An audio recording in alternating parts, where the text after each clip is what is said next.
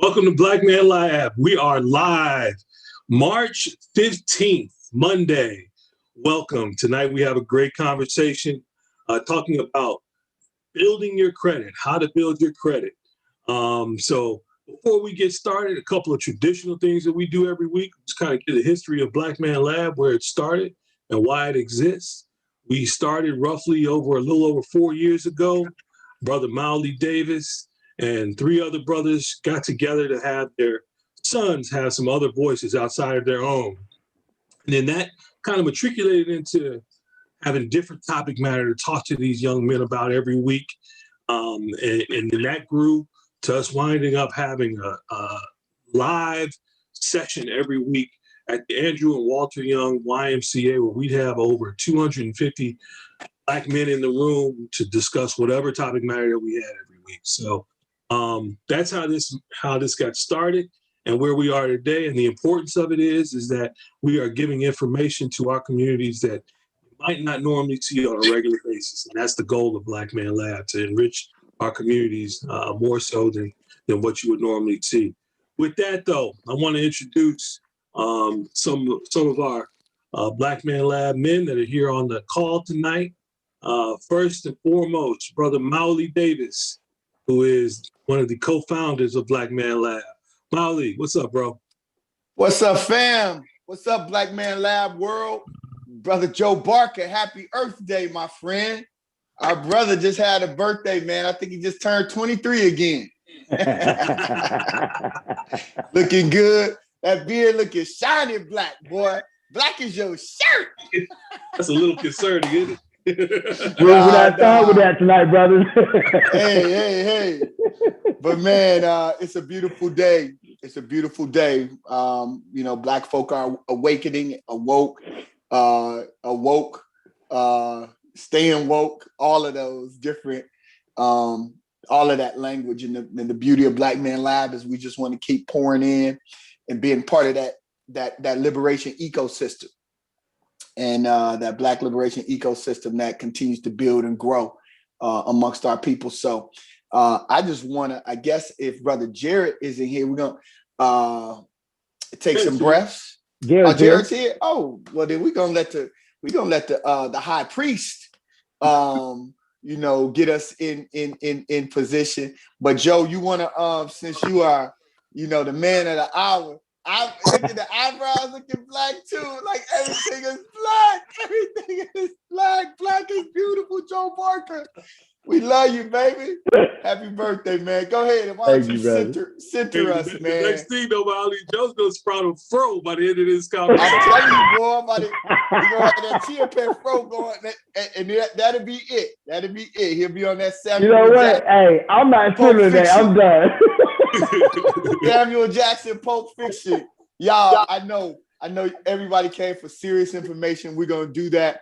But we are a community, we are brothers, and we just want to keep building and loving on each other, supporting each other. So y'all just bear with us when a brother that works as hard as Joe has a birthday. We have to stop, have to honor this brother, acknowledge him. Yes, sir. Because he is one of a kind and has been just incredible in what he does, both for Black Man Lab, for Next Level Boys Academy with our brother Gary Davis.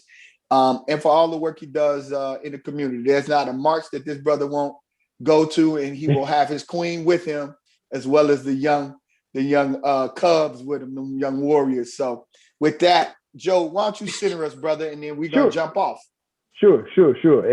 And after we do this centering, Jared, we want you to go ahead and bring the ancestors in. But just one thing, Mauli, I do want to give you, as always, man, your props. But my son came in this morning. He was about to head off to work.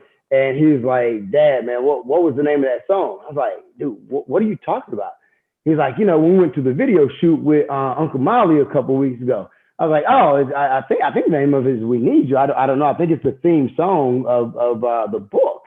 And he was like, I got to get that track. I can't get it out of my head. I was like, it's like that. This is so listen to Lil Uzi and all this other stuff, man. Yes, and he was like, I can't get that track out my head, Dad. Hey, that's no cap, man. Mauli, he came beautiful a couple hours ago for real on his way out, man. And I told him to take L so he could, get it. Oh, to yeah. him. because I know y'all are centered around to some of the brotherhood. It's not totally released yet, but just Right. great job on that, man. Great job. Great vision on the We Need You, the video, the book. Just, man, Hey, just well done, brother. wait till you hear some of the new stuff that they put down on Sunday. And, they got this cipher going. Ooh. Okay. Ooh, they had Mahogany, Bobby's daughter jumped on that thing. And they're just doing stuff, man. I've learned so much from them. It's incredible. Yeah.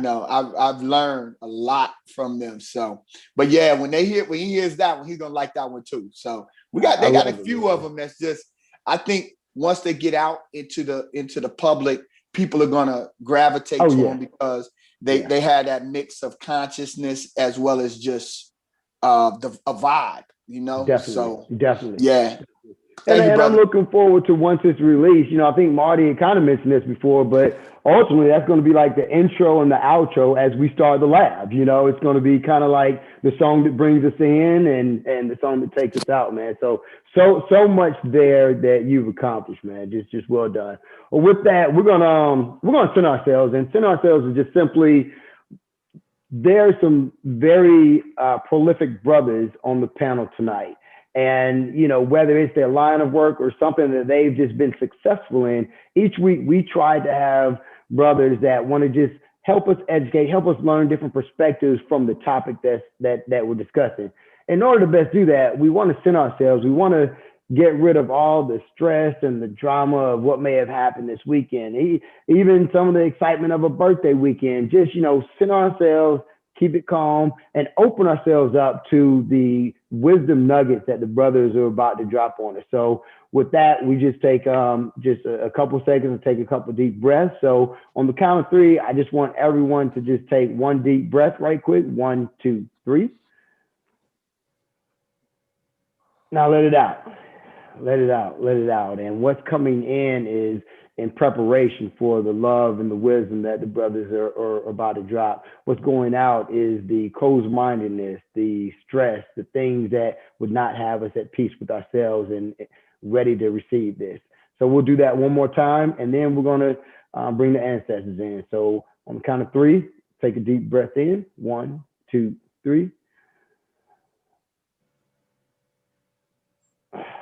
And let it out. And we appreciate you all joining us this evening. Jared, why don't you bring the ancestors in, good brother? Well, good evening, everybody. Good evening, brothers. Welcome to Black Man Lab. We always want to honor our ancestors. We want to put them in our hearts and mind, to think about those ancestors that built some of the greatest civilizations on earth. We say Ashe, that was able to survive the Middle Passage. We say Ashe. Those ancestors that were endured and survived enslavement. We say Ashe. But then there are those individual ancestors that we know that did great things. We also want to say Ashe to them. Let's lock them into our hearts and mind, those individuals that did some great things. Just think about some of the individuals that did some great things. Lock them in your hearts and mind for about 3 seconds. Then everybody hold up your fist, and on 3 say Ashe. 1, 2, 3. Ashe. Ashe. Ashe. I want you to think in your own bloodline, all of those ancestors that it took to create you, all of your own bloodline of ancestors that created you. Let's lock them into our hearts and mind for a few seconds.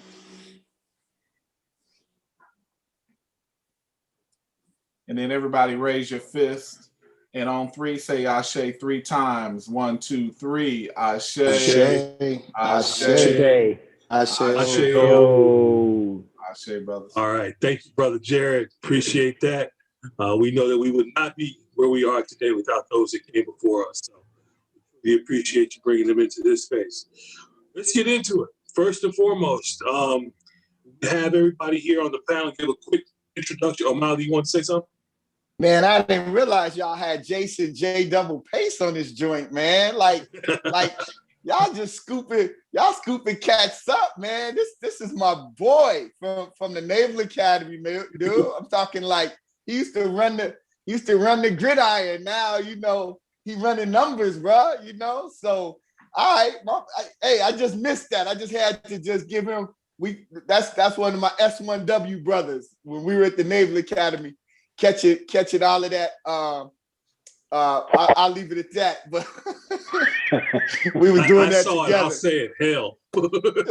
hell. And man, congratulations, Double on. We see what Deuce is doing, man. That's dope. Ready to go to the NFL. We'll see how it all plays out, brother. We'll see how it all plays out. You know, it'll play out well for him, man. Yeah, it's all in God's hands right now, bro. No doubt. Well, since you brought him in first, Jason, give a quick introduction for the Black Man Lab audience so they can know what we know about you already. Well, hey, I don't know if I can live up to that intro that Molly, was speaking on right there. But Jason Pace, I'm a financial advisor with Morgan Stanley. Been here 23 years now.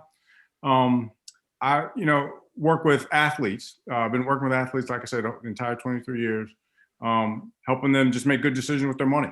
Athletes and just, wealthy families. And, glad to be here tonight to help, share a little bit of wisdom on this issue about credit. Good stuff. Glad you're here, Jason. Glad we can get you here, bro. And father of two. We always want to make sure we tie that fatherhood piece. 2 sons, one just graduated Northwestern, getting ready to hit this NFL run, and the other one is at Columbia. So two bright young brothers, man. So just want to make sure we keep that family peace. Yes, sir. Brother Chauncey.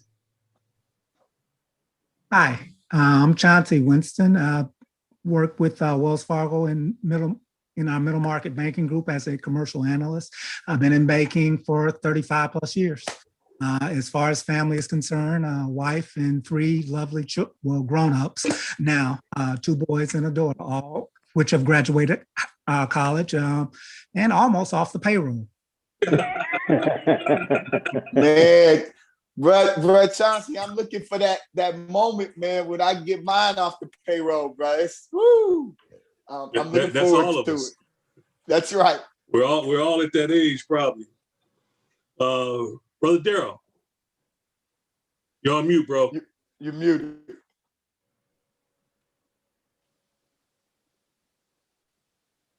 Still muted. Still mute, bro. There you go. Now flip that back around for us. Sorry. There you go, my man. You good? All right.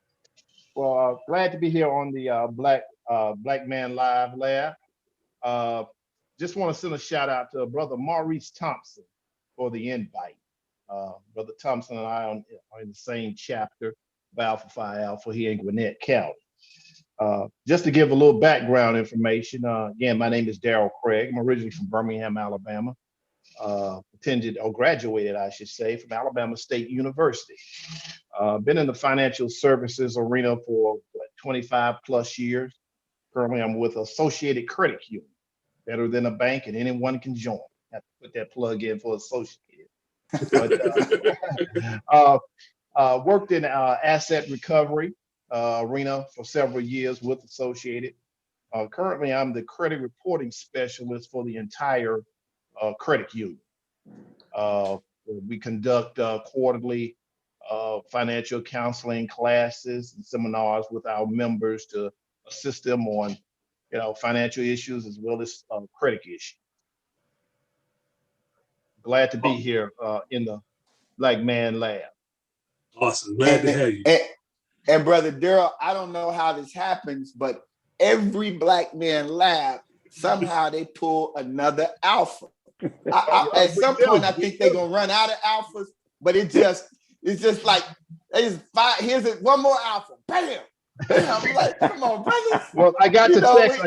I got the text from Maurice on Friday. I did a seminar with one of our AYA classes where we kind of mentor at-risk youth. Yeah. And we did a class on, credit and financial responsibility. And he was on the call. And it just so happens you guys are talking about how to build credit this particular week. And he said, I got to have you, Brother Craig. So I just want to send a shout out to Brother Thompson for that. There it is. Well, man, we're gonna jump in. One of the things that we try to target are young brothers, whether they're watching in this moment or they're going to see us later. We always try to target young brothers and just talk.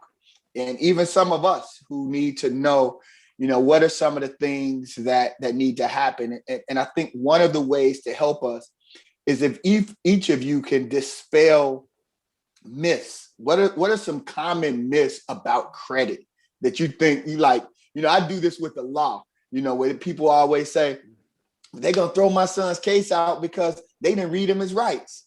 Well, they didn't need to read him his rights. They found him, with the big bag of whatever that he wasn't supposed to have. So, that's a myth in the law. What are some common myths as it relates to credit that we should, just tap into?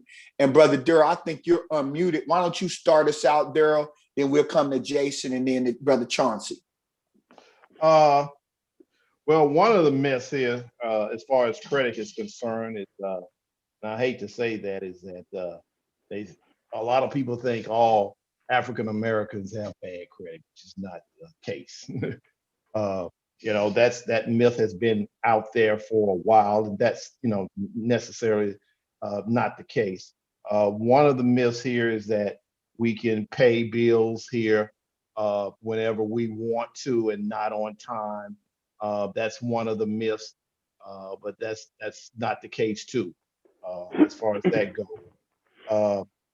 Another one of the myths here, as far as our credit goes here, or credit cards, is that we like to charge everything.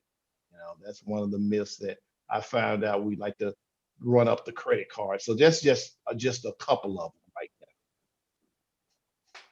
Appreciate that, brother. All right. Jason, what are some of your myths, the myths you hear out there on credit? One of the things I hear a lot about, and many times you'll see the signs in our neighborhoods, is a little sign on the corner say, "Hey, we'll fix your credit." Right? We'll fix your credit for, you give me $200 and I'll get your credit fixed. And the thing that we have to understand is credit is about a history, right? It's the history and the foundation that you're laying. And many times when those people are actually going in there to try to quote unquote fix that credit, many times they're just disputing something that you could do on your own, right?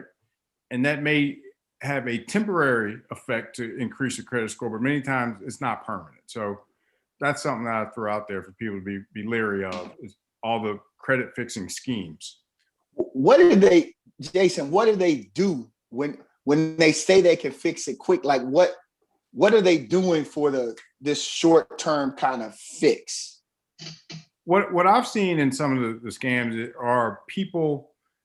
So when with your credit report, you actually have the ability to go in and dispute something that's on your credit, right? You can go through Experian, you can submit a form, you can do it online, a lot of different ways to do it. But some of these guys will just go in and just dispute everything that's on your credit, whether it's right or wrong, right? And so what that many times can do is, again, give you a temporary sense of credit scores going up, right? Which many times, a couple months later, when that dispute falls off or comes back to be proven true, right, then your credit score goes right back down. Gotcha. I want to jump in real quick. I literally had that happen to me today. My Experian gave me an alert of something happening on my credit, and I disputed it because there was totally nothing I had anything to do with it. I don't even know how it got on there. So I don't know what the results are, but that was going to be my question is, does that affect my credit today by that being on there and showing me to be delinquent on something that I didn't do? It does. So yeah. So again, and that's one of the good things. We'll get to this, I guess, later on as we talk. But some of these credit monitoring services, right, can be good in that you can be alerted to things popping up on your credit, like you said, you had no idea about, right? And that can be helpful to stop that before it's on there and it's permanent, and it takes a lot harder to fix later on down the line. Okay, appreciate it. Brother Chauncey, you want to jump in, discuss some of these myths around credit? From me and from my perspective, what I've seen is the myth that we don't have the opportunity, as they already alluded to address issues in our credit report. And what a lot of consumers and a lot of our people don't realize, of the 3 major credit reports, is that you're entitled to request a copy of a credit report and get a free copy once a year. And a lot of people don't know that, so that they can take a preemptive strike, as you mentioned, is in addition to using these monitoring services that were mentioned before, to stay on top of your credit and make sure that it's reported correctly. And if there is an issue out there, that you have the opportunity to dispute it. All right. I'm gonna let one of the other brothers jump in. I don't want to ask all the questions because when it comes to this credit, I've got questions. I know, right? Well, one of the things, as far as most consumers know, how credit is actually judged, it's basically 5 different areas that they actually look at. One is payment history. That's about 30% of your credit file. A lot of consumers don't know that. The second one is the credit utilization ratio.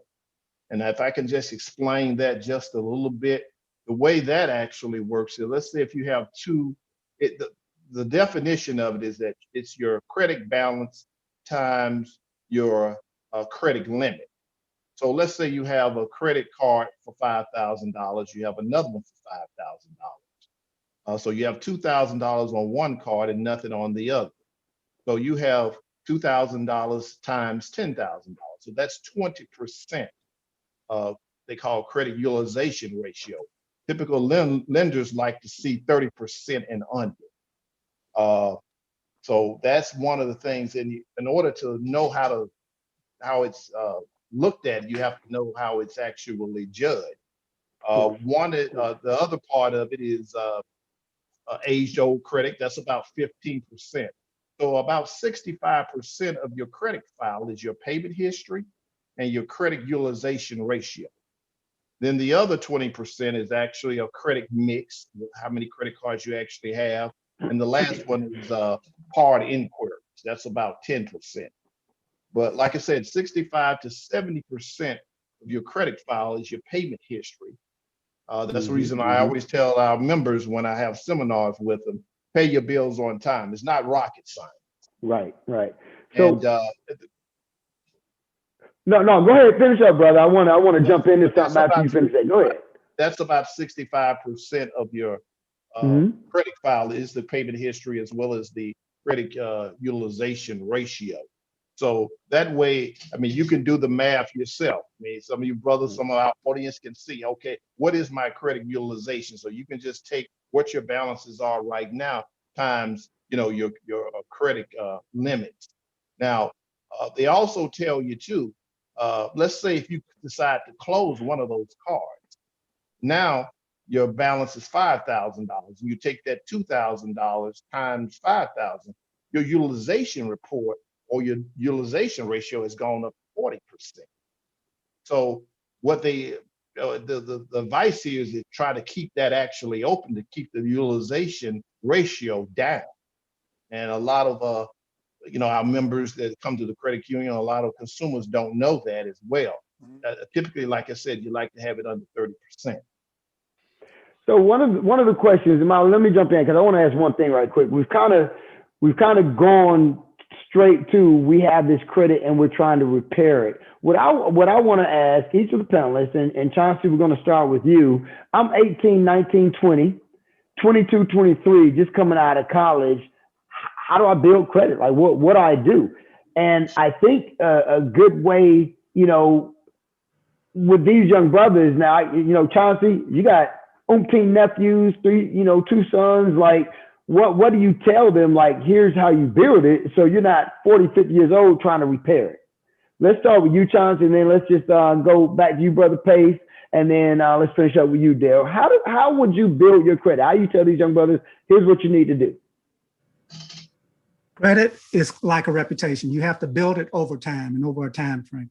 What I would suggest for our younger brothers starting out, especially if they're in college, is to establish a credit card, a small limit, and get that established.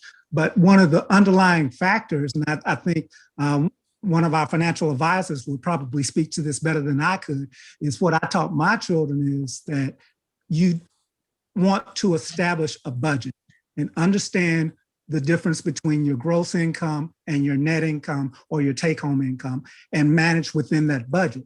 And then when you are establishing credit, you don't want to use the credit card initially, and then teach them a few principles about how to use a credit card. For example, you want to use, in accounting, we call it the matching principle, so to speak. You don't want to use a credit card to go out and buy groceries. If you're going to put a vacation on it, and an annual vacation, you think you're going to take a vacation every year. So you want to have that vacation paid off every year. You wouldn't want to carry that balance on and have that build up over time. And then that's how it can snowball and get out of control if you don't use those matching principles, don't establish a budget and work within. And when you're using a credit card in particular, I always like to look at it from a standpoint of, especially as I'm going in and start out, to pay it off monthly. So if I don't have the cash in my pocket, I'm not going to go out and purchase that pair of sneakers or have an extravagant dinner, knowing that, okay, when the bill comes in next month, I can pay this thing down to zero and I can manage accordingly. And that's how I have taught myself and my children, and kind of use that as a rule of thumb. Now, there are going to be times when you do have to carry a balance on it, but make sure you got a plan to pay it off in a timely fashion. Gotcha. So budget, gross, net, understanding those differences, and most importantly, building it through time, starting with maybe some small ones at the collegiate level or just thereafter. Okay. All right. Good advice. Thank you, Brother Winston. Yes. Mr. Pace, what are your thoughts, brother? Well, one thing I wanted to mention that Chauncey mentioned earlier about getting your credit report every year. I just want to make sure I put the website out there. It's called annualcreditreport.com. Annualcreditreport.com. It's a free website. Again, the federal government has mandated that these credit bureaus have to give us our credit report at least once a year. So please go to that website and get your credit report for free.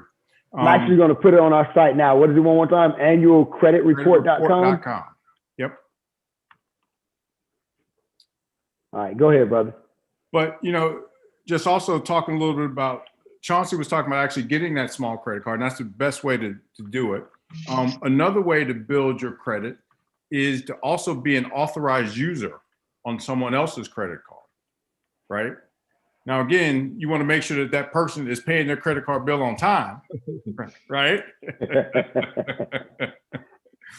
Again, that happened to me a gazillion years ago. I was an authorized user on my mom's credit card, and she missed a couple payments, So, but didn't Chris Tucker or somebody talk about that? I want to get my water in my mama name. Like I thought somebody talked about that.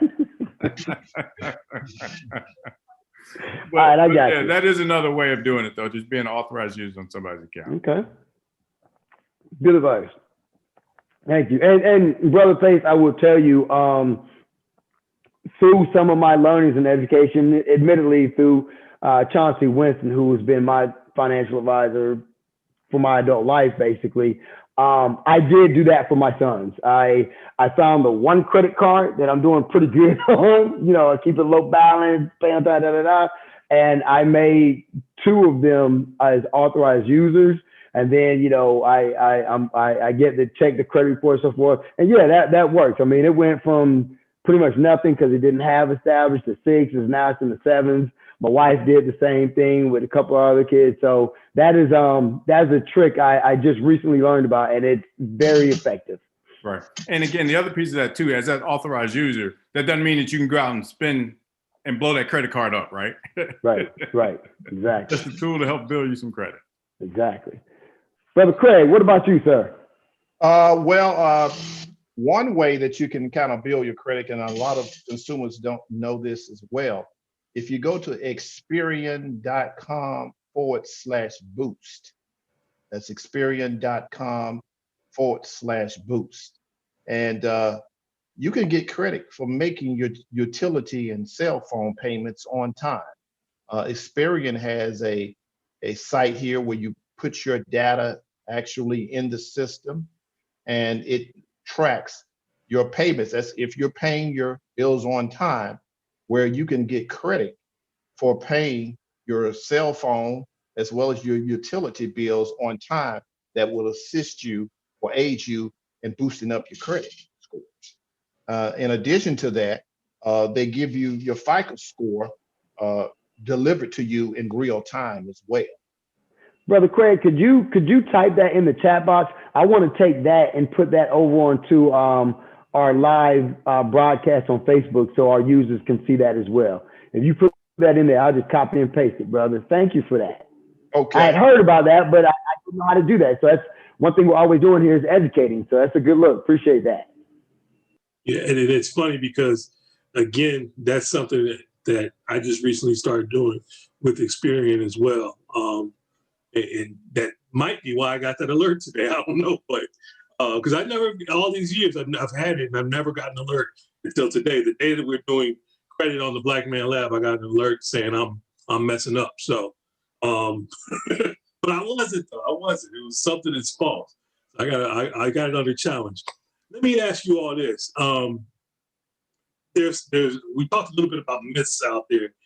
When it comes to having a credit card, I've heard things it's good to keep it balanced on it and just pay at it. And I've heard some people say, no, you pay it all off and then pay as you go that way. Which is the best way to go about it so that it affects your credit in the best way? What are you all's point of view on that?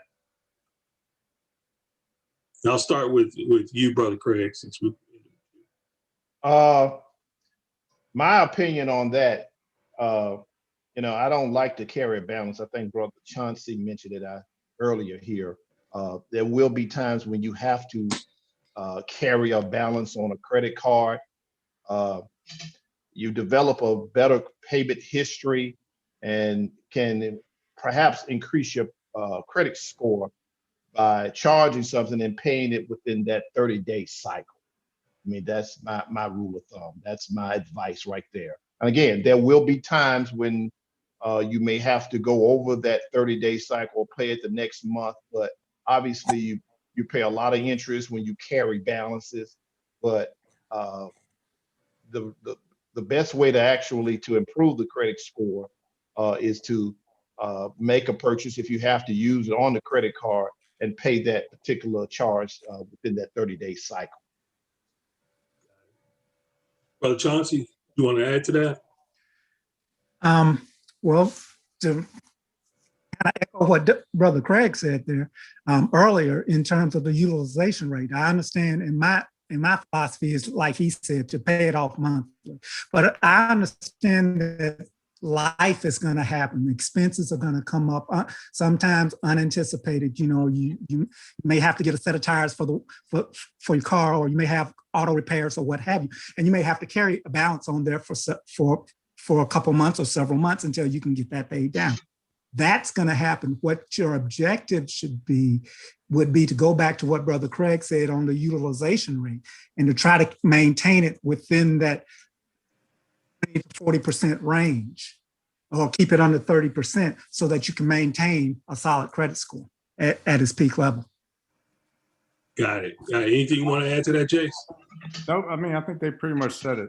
Again, if you could go back to the old style back in the day when we had actual charge cards instead of credit cards, right? Charge meant you put it on there and then at the end of the month you paid it off, right? That's the best way. That's the ideal way. Because again, at the end of the day, you are paying interest, right? That interest is going to the bank of that credit card company and not to you. So again, the goal is to pay it off. Good stuff. As it relates to, we have these young folks that build their credit up early and try to get them in what we've been talking about. Get a credit card, pay it off early, know your net and your gross and be able to live within a budget. We know that doesn't always happen. I'm sure that the vast majority of us coming out of college we're kind of in that position. So stuff happens. When do you think is the best time, or what would be the best way to overcome those early bumps? So I got one credit card, I haven't paid it on time. What is the best means of being able to overcome that? outside of just paying it off? Jace, what do you think? That's a good question. Again, I think you've got to make sure we're starting small, right? You definitely don't want to get a credit card where you got a $5,000 or $10,000 limit. Getting something small where it's $500, right? And the other piece of that too is maybe you get a secured credit card, right? Where you put the money up front, right? That will help you cover that in case, you run out of money at some point, right? There's another way of doing that and building that credit too. So that's an example. Jay, when you say secure credit card, just explain that to a young brother who has never had a credit card. What's the difference? Right. So great point. So a normal credit card, you apply, the company looks at your credit report, looks at your job, looks at how much money you're making, and then they decide on a credit limit for you. How much credit are we going to extend to you, right? With a secured credit card, you're going to the bank or the credit card company and saying, look, here's $500, right? I'm paying you $500 upfront cash that you're going to hold on to. And then you're going to let me borrow up to that amount, right? So then that way, again, that bank has some trust in that if you aren't able to pay that credit card off, they can take that $500 that you gave them up front to cover it. Gotcha. And does that, here's another question to that. Does that giving that money up front at all help your credit score? I don't think it's going to help your credit score at all. I mean, No, again, go ahead, brother. Go ahead, Derek. Yeah. Oh, well, no, it's not going to help your credit score. What it is it's almost like pledge money. Typically, people who have secured credit cards or secured Visa, I know we have it at Associated Credit Union. And just to let you know, we require 125% of the balance. So typically, if it's a $500 credit limit, we require $625 up front. So if they don't pay, we, as you just stated here, we can use that money. But what happens is that because you have a secured credit card, you can either build credit or reestablish credit. Typically, people who file for bankruptcy, who want to start again or have, let's say, some negative impact credit or something of that nature, they get, secured credit cards as well.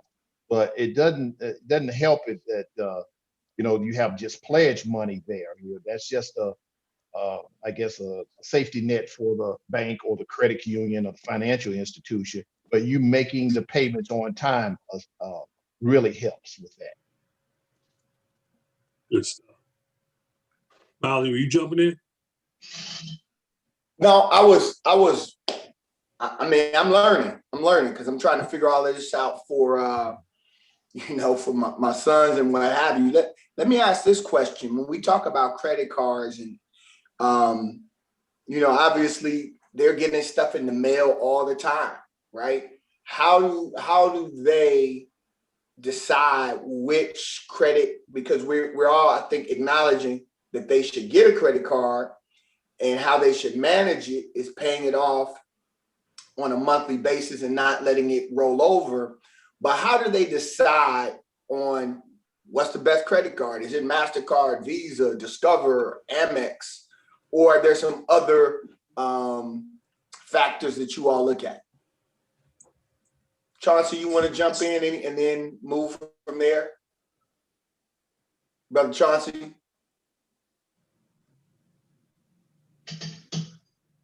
I would say it really depends on what the objective is and what credit cards offer in terms of perks and points.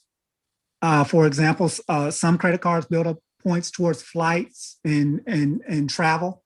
And if you have a desire to travel, or you're going to be traveling and you're going to be doing that on a regular basis, that may be a card that you gravitate towards versus one that offers, more cash back rewards or what have you for purchasing, normal run-of-the-mill daily things such as gas, groceries, and of course paying it off monthly. But one of the other things, and I think if I didn't mention this earlier, is to always I've always advised my children, nieces and nephews to live below your means initially. And so by doing so, that gives you flexibility down the road.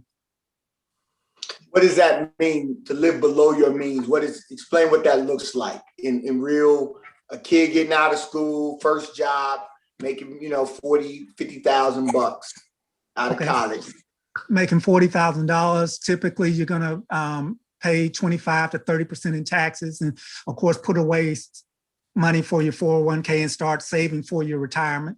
And I advise you to do that initially as soon as you get out. So if you're looking at 75% on a $40,000 salary, you're talking about $30,000 gross. Take that $30,000 gross, divide that by 12, that's your monthly income, and then live at some factor below that. Once you pay your rent, your car note, and whatever other living expenses or extra expenses that you may have as far as play money, so to speak. Once you get past paying, the rent, the utilities, the car note, and the insurance and those bills. If you have some flexibility or additional disposable income after that, then I would suggest you try to live below your means, because that will enable you to put you in a position to pay off some other credits that you may have. Most of us come out of school now with student debt, school loans, so you can knock those out a little sooner if possible, or any other debt that you may have for that matter. So that's what I kind of mean by living below your means, because it gives you more flexibility. If you push it up to the limit, so to speak, you don't have that flexibility and that option. So they shouldn't come out getting that big body Benz and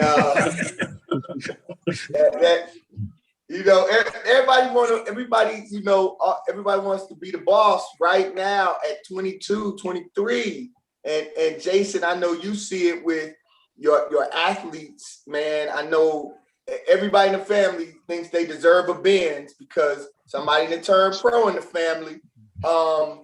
Talk a little bit, if you would, about how much, what percentage of your income should be house note, what percentage, or let's say apartment, and then what percentage should be like car note. And I know you deal with much bigger numbers, so just percentage wise, Right. Well, going back to Chauncey's, statement and trying to put a little color on that. I mean, living below your means, to me, also means that you're able to save about 10%, right?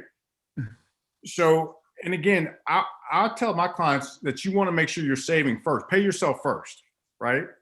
So again, once you get that number, if that's $3,000 a month, let's make sure we're putting 10% of that away, right? $300. $300 we're putting away, because you want to build up a rainy day fund, right? So when the car breaks, or the washer breaks, or any of that kind of stuff, right? But then now we know how much money we're working with, right? If I'm saving $300, now I got $2,700 to get all that other stuff in, right? And I think the problem is many times we do it backwards. We start spending first, then we try to think about saving, right? And so if people will put that first and start saving a piece of it, then that backs into how much should we be spending for that kind of stuff, right? But technically, and again, Daryl may be able to speak a little bit more to this, but when you go to buy a mortgage or get a house and get a mortgage, many times they're going to look at how much money you make, and the bank doesn't want more than 30% of that going towards housing. Exactly correct. Couldn't have said it better myself. That's the DTI. When we do the AYA classes, when I did it last, I believe it's a couple of weeks ago here, the first thing we do is give the young boys a quote. And we say a part of what you earn is yours to keep. And that's the quote that we actually make them write down and remember. Again, the rule of thumb is try to save at least 10%. You can do more of your income. But when you go to, let's say, purchase that car or that house or whatever it is, the lender is looking at, hey, what is your debt to income? and we don't teach a lot of our young people that. It's called the DTI. And like I said, it's about 30% that the lender wants to look at as far as, pretty much, the limit as far as the amount here that you can afford here. And once you get over that 30%, hey, that's when denials come. Or let's say you need a joint signer and things of that nature.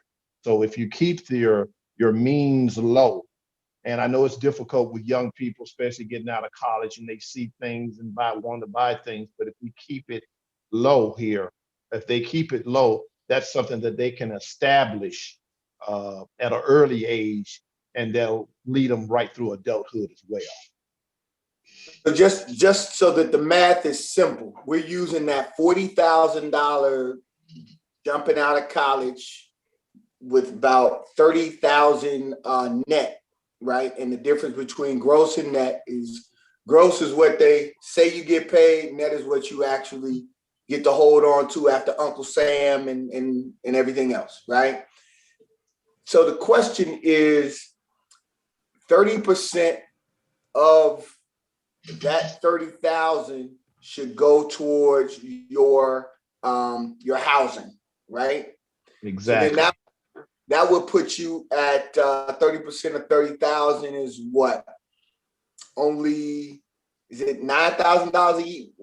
$9,000 a year. It's about between $9,000 and $10,000 a year. Yes. And then when you divide that by 12, yeesh. That's a $750 apartment. Bro, right. That's a hovel, bro. I mean, $750 is tough. Like, you're not gonna be down in Buckhead with that business. Not that you aspire to need to live in Buckhead, but I'm just saying. So that sounds to me like you coming out, you might need to be looking for a roommate, and not try to, have that 2-3 bedroom on your own. So I just wanted us to kind of drill down so these young brothers who are listening can understand. If you make 40, get a roommate. Right. Be clear. A roommate who can also pay their share. I want right. Not just someone who's responsible. Someone who's definitely responsible. So that's what we teach the young brothers too in the AYA sessions, is that part of credit is financial responsibility. I gave an example about a couple of weeks ago of individuals who were financially responsible and individuals who were not financially responsible. And it was a moving experience because I used the example of Delonte West and how much he made during his 10-year career. And I think he made close to $30 million, but he was not financially responsible with his money. He spent a lot of money on drugs. And of course, we all know the story. And, at one point he was homeless. So that kind of resonated with the boys when we actually did it, but kind of tell them, hey, what can happen if you're not, financially responsible with your money? Man, this is great conversation, y'all.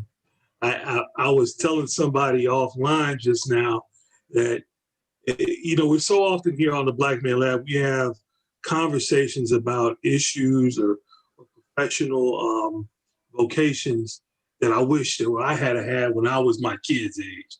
And this is a prime example of that today.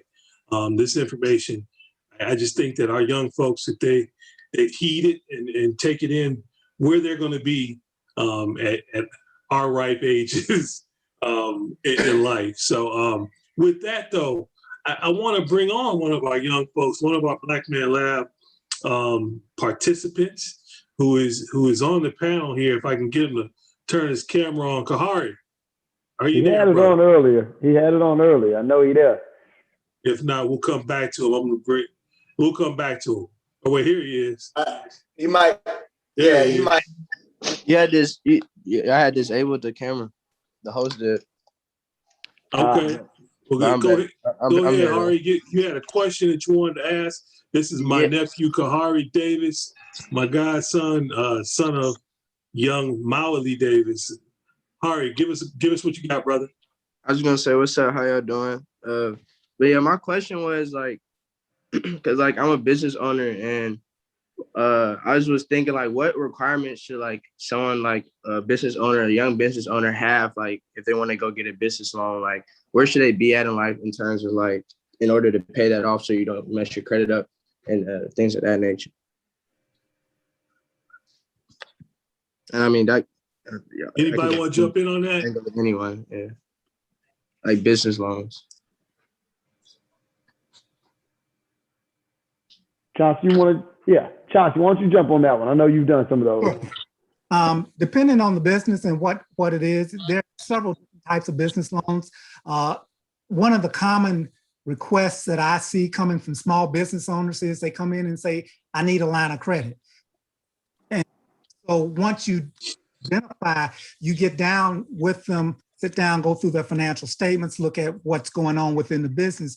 You might be able to, they may need a line of credit for seasonal needs, so to speak. If it's, say, for example, you are a manufacturer and you manufacture toys.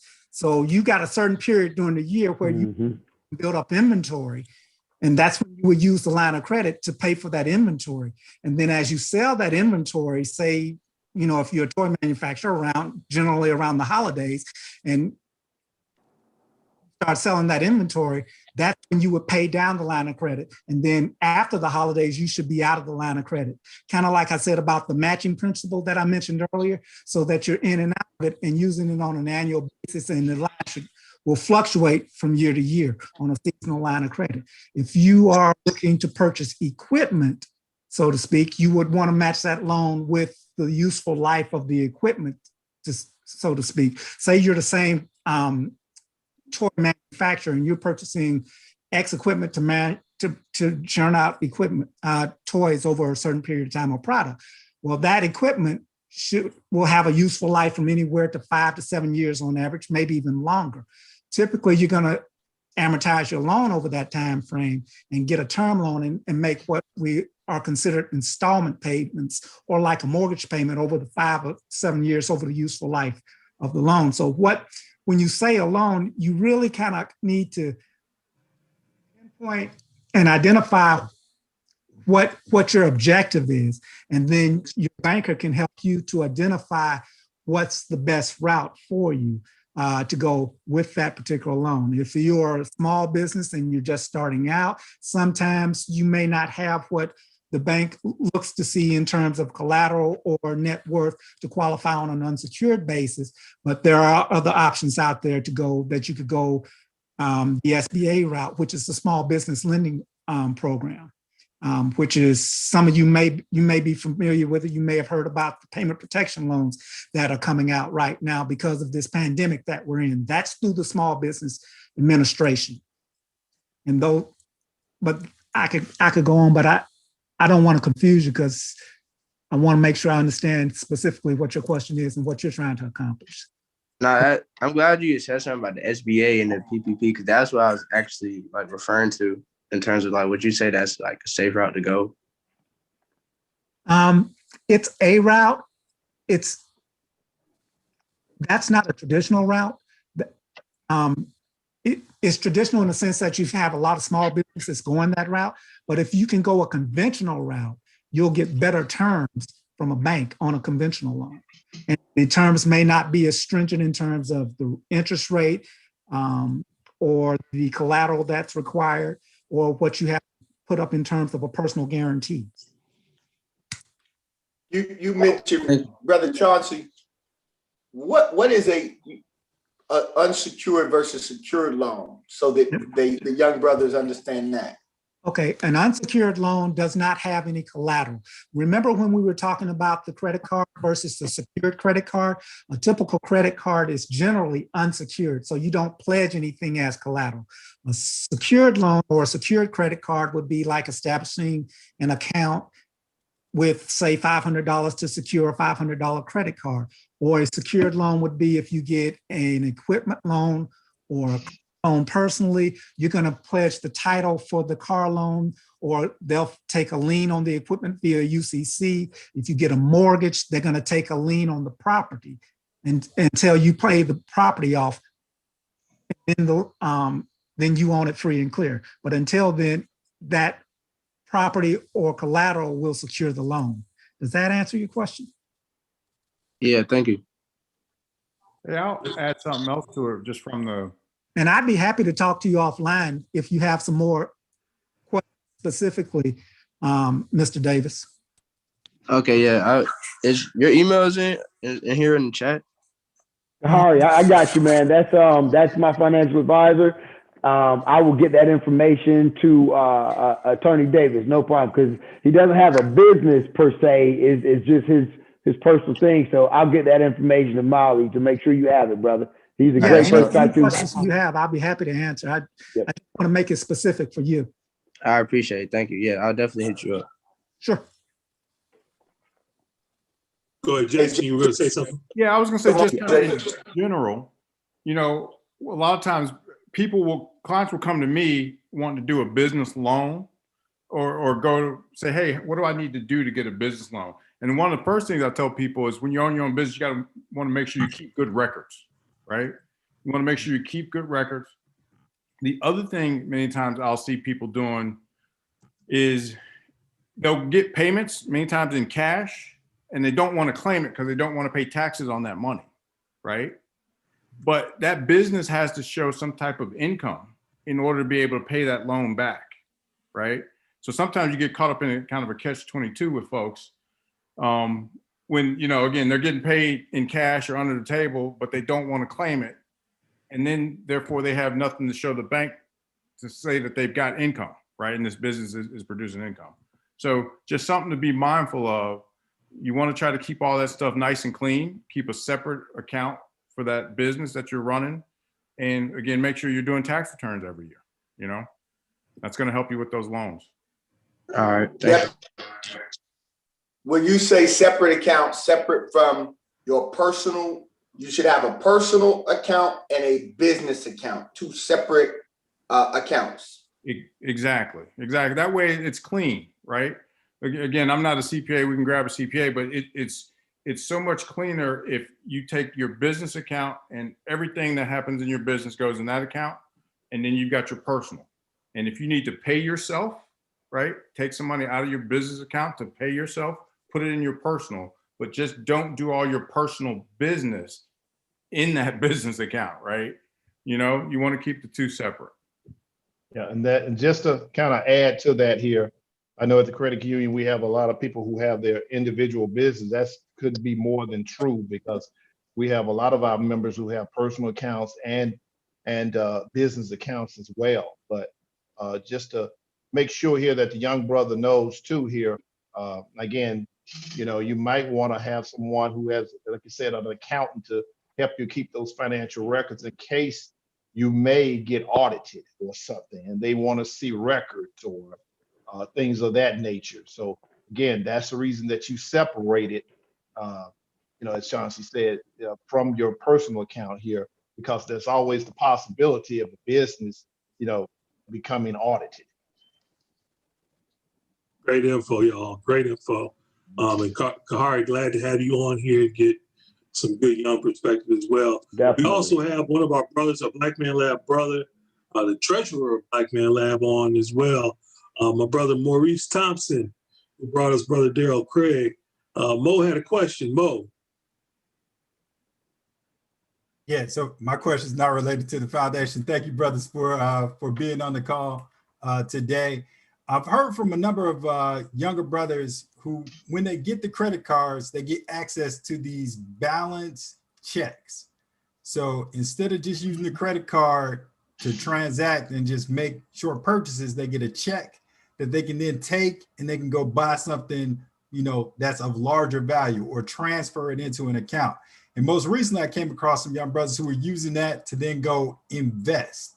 So they would take it and they would take that credit card balance, they would put it into a stock. And, you know, this is back during the hype of GameStop and AMC, and they dump it in there for a quick return. What would you say to a young brother who's sitting with a $5,000 balance check in his hand and he's looking at the market just skyrocketing on these stocks, who says, I'm going to take this and apply it to my stocks? No, don't do that. No. Mo, the whole while you were talking, Jay was shaking his head no. Go ahead, Jason. You know, when it comes to the stock market, right? The stock market are supposed to be long-term investments, right? Again, that whole GameStop, AMC, BlackBerry, those were trades that people were making, then trying to make quick money, right? And to be honest, most of the folks got hurt because they were buying it after everybody else did, right? But you never want to take money that you borrowed, right? That you're going to pay interest on, go out and invest, especially when you're not sophisticated. I mean, there's ways of doing that through margin at a brokerage firm, but it's still, I don't recommend people do that, right? Because again, just like that GameStop stock went up, it went down. Yep. And again, if those brothers sold and lost money, now you don't have enough money to go back and pay back that credit card that you just borrowed, right? And just to go back to it, you talking about some young brothers of what kind of income do they have? Do they have the capability to pay it back if something goes wrong? Then all of a sudden, we're talking about credit here. You can't pay it back. Then all of a sudden here, we got missed payments. We talk about credit scores and things of that nature. So what was once an idea as far as investing, and you don't have the ability to pay it back if it doesn't hit right, then what happens is that you can't pay because, you know, basically it operates as a credit card too. You're paying monthly. You can't pay that $5,000 balance back or that minimum monthly payment, then your credit score gets down.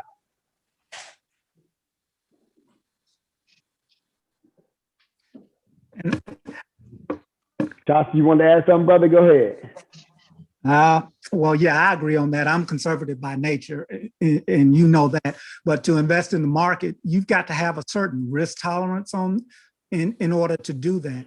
And here's the challenge. A lot of our young brothers who are getting into the market or dabbling into the market, as Jason alluded to before, the market is truly meant for something to be more of a long-term investment, not to get in with day trading or to make a quick score, so to speak. And what you got to understand and what you need to realize is you don't know what you don't know. And therein lies the risk. You may see somebody or one of your colleagues or one of your buddies get in and make some money at it, but truly, a lot of times that's just dumb luck. And doesn't mean it's going to work out that way for you. So I would advise you not to do that. Thank you for that, brothers. And then if you have credit card debt that you accumulated, what is your position on paying down debt versus investing? So let's say you've got $10,000 in debt and you got funds to start paying that off, but instead of paying that off, you're putting that into the market. What's your opinion on that? Here's a good way of thinking about that, right? So that credit card debt that you have, let's say you're paying 15% interest on. You got to make 15% in the market in order just to break even, right? By paying that credit card debt off, you just made 15%. That make sense? As long as you don't pay it off and then charge it back up. Right. Hey, I gotta be 100. I gotta speak from my own personal experiences, of going through some bread, man. I'm like, okay, I agree, but you have to be disciplined. Go ahead, Mo. You got another one? Yeah, my last one is there's, what is it, 1,400 some odd dollars, these magical dollars that are about to rain down from the U.S. government. So I get $1,400. What would you recommend the brothers do with this $1,400? Is it, and you got a credit card. Now I've got a credit card. Now I have $1,400. It's free money though. This is free money, brothers. Free money. Not a part of any other money that I have. What should you do? What do you recommend they do with it? Well, I guess I'll take a stab at that. I want to use one word: productive. What would be productive to do with this $1,400? So you have to know your situation, your budget. Probably what I would do or recommend here, if we have credit card debt, and if you have credit card debt, means basically that you're paying on it month to month to month, which means you're accumulating a lot of interest. The productive thing would be to, pay down on that credit card debt with this free money. If the government is giving you the free money, whether it be 1,400 or 2,800, I saw all the ACHs coming in today. Use it productive.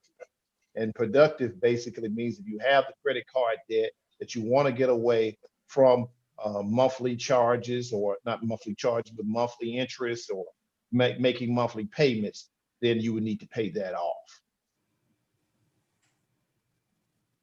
Thank you, brother. All right, anybody else want to jump in on that one? Okay, cool. Well, brothers, we are up against the clock already. I told you this was going to go fast because this is how it happens whenever we have one of these really good hot topics. What we do every week is we always ask our panelists to give us their habits, rituals, and disciplines that they do on a daily basis, just to keep you moving through life, especially moving through life as a Black man. What you're doing that just kind of keeps you motivated and keeps you moving. So if I could ask that of you three, what are your habits, rituals, and disciplines that you do on a daily basis for our Black Man Lab audience? If I could start with you, Brother Chauncey. Okay. Well, one of the disciplines I have that I try to make in my choices is determine what's important to me in terms of my family, in terms of my health, and what's important in terms of the choices that I make. And when I weigh these choices, sometimes I like to look at the scale in terms of, is this something I need or is this something I want? And once I determine and answer that question, a lot of times if it's something I want, then sometimes the decision becomes a little easier. And if it's versus whether it's something I need.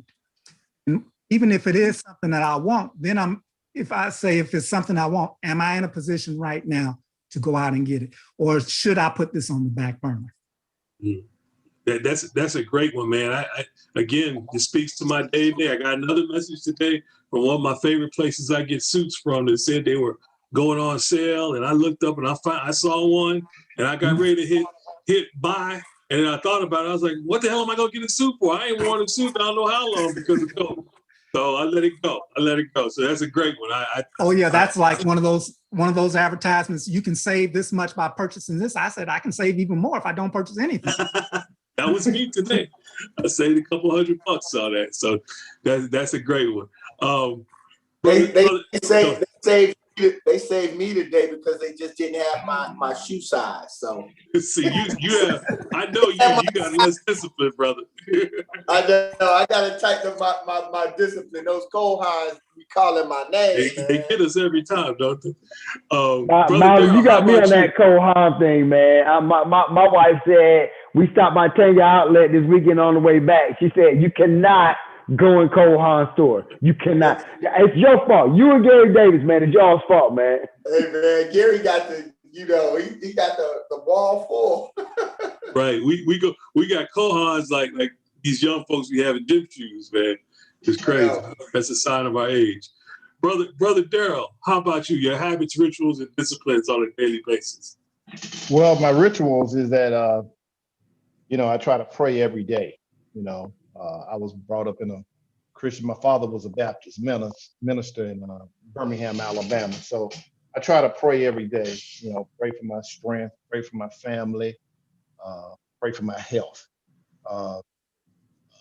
So that's one of the rituals I have here on a daily basis here. And one of my habits here is that I always try to put God first. And discipline, I try to do everything correctly. Try to do it the right way.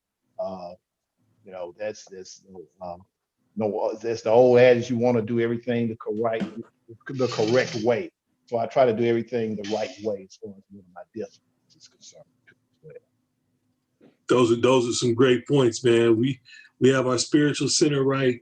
Everything else kind of falls into place, doesn't it? So I'm with you on that one as well. Brother Jason.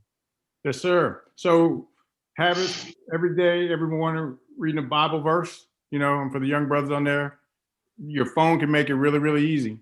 You get a new one every day if you use that Bible app. So I do that. The other thing I do every day is I check my accounts. I'm looking at that money, right? Again, like you were saying earlier, that's how you figure out if something's wrong, but just looking at my account, seeing where I am and keeping tabs, because that is the scoreboard. You want that to keep going up. And then the other habit I have daily is just trying to read something, whether it's financial, whether it's current events, but I'm just trying to make sure I'm reading something every day. So those are the three things I'm doing. Those are great. And that reading piece is great too. Because no matter what I found it interesting, even if I'm reading something fictional, you can find gems and stuff that you can apply to different parts of your life. If you reach into that kind of creative space that reading can take you to. So that's great, man. Brothers, we are up against it, and we are ready to wrap. Every week we wrap up the same way, man. And I'm gonna have Brother Miley come on to go ahead and put the links in the chain. We're passing it on to Brother Mo. Look, when Maurice Thompson jumps on, y'all. You got a good point, man. I felt guilty when I was saying. I kept staring right at Maurice. I was like, Maurice has come out the dark. Right. He came out like, it's finance. It's finance. As a treasurer, right. I appreciate my finance brothers. Outstanding job. Outstanding job. And he said it seriously. I've got questions. And then he laid them out. Bam, bam, bam. Right. Mo, close us out, brother. Close us out. Okay. So you want to lead it off, or you want me to I'm kicking the whole thing off? All right. So brothers, normally when we're in the space together, it's about 200 brothers who are gathered here. We do this in honor of one of our queen mothers, and we close out by bringing our fists together. Normally we would be linked together, but if you bring them together, this symbolizes our connection together. And if you repeat after me, I am a link in this chain. I am a link in this chain. And it won't break here. And it won't break here. I'm a link in this chain. I'm a link in this chain. And it won't break here. And it won't break here. We are links in this chain. We are links in this chain. And it won't break here. And it won't break here. Okay. All right, thank you, good brothers. Thank you for my brothers. All right. Thank you again. Thank you, bro. For pouring into our Black Man Lab audience and pouring into us. We truly appreciate it. And as always, I say this every week. When we are back live and back in the same space, we're going to call on y'all to be in that space with us as well, man. So thank you again. We appreciate you and we love you. And we love you, brothers. Y'all watching out there. Thank you. Thank you. Appreciate you guys.